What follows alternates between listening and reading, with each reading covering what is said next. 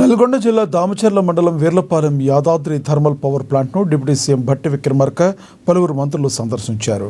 800 మెగావాట్ల విద్యుత్ ఉత్పత్తి సామర్థ్యం కలిగిన మొదటి యూనిట్ను ప్రభుత్వం తరపున జాతికి అంకితం చేశారు. అలాగే 950 కోట్లతో ఇంటిగ్రేటెడ్ టౌన్షిప్ నిర్మాణ పనులకు డిప్యూటీ సీఎం భట్టి, శాసనమండలి చైర్మన్ గుత్తా సుఖేందర్ రెడ్డి, మంత్రులు వెంకటరెడ్డి, ఉత్తమ్ కుమార్ రెడ్డి, అడ్లూరి లక్ష్మణ్ కుమార్ శంకుస్థాపన చేశారు.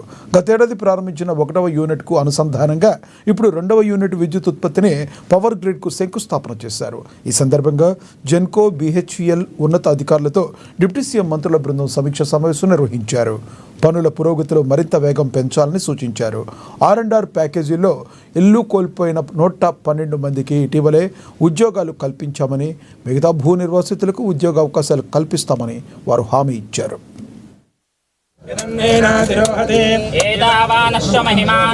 రాష్ట్రానికి సంబంధించి ఒక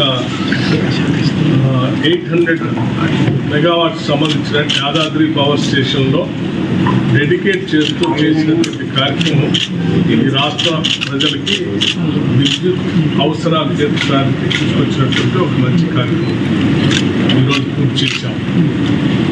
మీరందరి సమక్షంలో దగ్గరుండి ఇక్కడ గతంలో యూనిట్ 2కు సంబంధించి 25/1/2025 నాడు 800 మెగావాట్ సంబంధించిన యూనిట్ 2ని ఆ రోజు డెడికేట్ చేశాం. ఈరోజు యూనిట్ 1 డెడికేట్ చేస్తా ఉన్నాం. ఇక్కడ ఉన్నటువంటి అన్ని యూనిట్స్ స్టేజ్ 1 కంప్లీట్ చేశాం.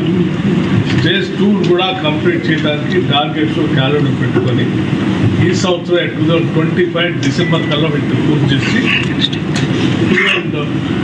2026 జనవరిలో దీన్ని ఈ రాష్ట్రాన్ని పూర్తిగా డెడికేట్ చేసే కార్యక్రమాన్ని చేపడతాం.